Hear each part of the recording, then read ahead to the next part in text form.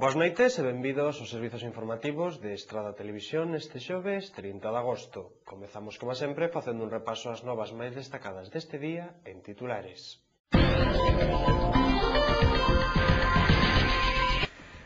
Pues yo creo que la razón debe ser egoísta. Que las cosas buenas e importantes se comparten, ¿no?, con los otros seres humanos que tenemos alrededor. Digo yo, ¿no? Xa estamos de volta e continuamos coa información de Estrada Televisión. A Consellería de Traballo reforza as actividades formativas da Fundación do Moble, concedendo un novo curso enmarcado dentro do Plan CIP, dependente de Comercio, que se comezará en breve. A Volta Ciclista a España pasará o domingo pola Estrada e Forcarei. A cabeza de carreira prevese que entre por Portela de Lamas sobre as 3:30 da tarde. A competición regresa á localidade estradense despois de 27 anos. A familia Langtry Grandal fixo esta mañá entrega ao Concello da Estrada dun libro manuscrito de Administración de Rendas do ano 1844. Van facer entrega ao Concello dun libro que trata de Administración de Rentas e que provén do ano 1844. El Ayuntamiento de Estrada, que iba a ser Ayuntamiento de Cereijo, y no se habla de Ayuntamiento de la Estrada hasta los primeros años de 1840, los primeros años de los años 40 de 1800. Concretamente en el año 1841 es cuando ya se habla de que va a ser ese ayuntamiento. Pues este es unos escritos, o este es un libro, un manuscrito del administrador de rentas de la Estrada, que fue administrador en los años 30, 40, 50 y 60 de 1800.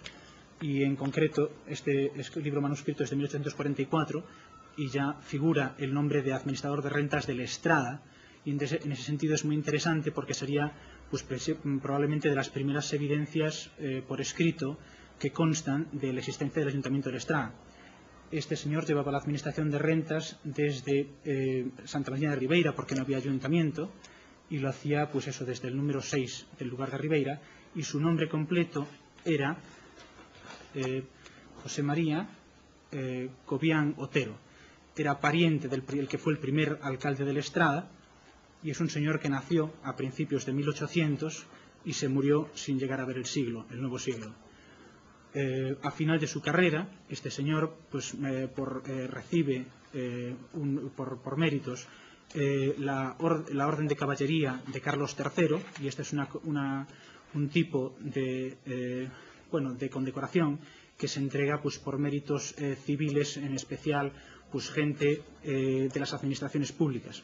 Será a apertura de plicas e a vindeira semana o Padroado tamén realizará as entrevistas para as plazas de enxeñeiro e técnico informático. Mañá temos a nova apertura de plicas dos kits de usuario de Estrada Digital. Cada partido político ten que designar un representante. Estará o gerente de Estrada Digital, Carlos Andújar, e o presidente da fundación, que é o alcalde, e o representante de cada grupo político. Se presentaron dúas ofertas, se fará unha valoración das ofertas e logo o Padroado adxudicará a compra. A próxima semana pues, habrá reunión do Padroado para contratar o personal tamén, que está pendiente, esos dos, técnico e ingeniero, que tamén as entrevistas van a ser o martes. E logo habrá que fazer un padroado para contratar e para tanto os kits de usuario como o personal. Próximo domingo a Volta a España pasará polos concellos de Forcarei e Estrada, na que será a segunda etapa da competición. A segunda xornada arrancará no municipio de Allariz, en Ourense, e percorrerá 73 km ante entrar en terras pontevedresas. Segundo a organización, está previsto que entre as 3:27 e as 3:37 a cabeza de carreira entre na comarca de Portela de Lamas.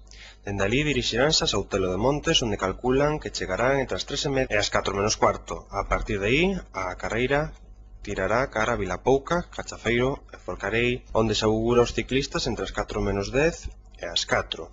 A saída do pelotón cara a Estrada será por as Casetas. Entre as 4:15 e as 4:30 está calculada a entrada da Volta a España pola Estrada dende o vial de Forcarei. No casco urbán, a carreira transcurrirá polas rúas Pérez Biondi e a avenida Benito Vigo, dirección Pontevedra. Esta xirará na Avenida de Santiago e na Rotonda da Gardería para dirixirse cara a Santiago. O paso da volta polos concellos obrigará a cortar as rúas polas que pasará a competición. Na estrada as vías estarán cortadas dende as 3:30 ata aproximadamente as 5 da tarde. A Policía Local da Estrada xa comezou a distribuir folletos para que os coches non estacionen o próximo domingo dende as 9 da mañán en ningunha das rúas polas que transita a volta. Indicaron ademais que no caso de que algún coche este estacionado nunha zona complicada procederase a retirarlo coa grúa. A Policía Local destacou que coa medida preténdese evitar que durante a carreira calquera vehículo estacionado poida incorporarse á circulación mentras pasan os corredores.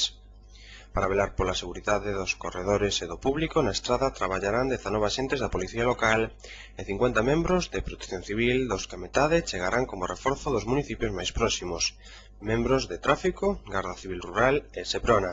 En Forcarei colaborarán tamén persoal voluntario de Protección Civil. En 1980 foi a última vez que a Volta Ciclista a España pasou pola estrada.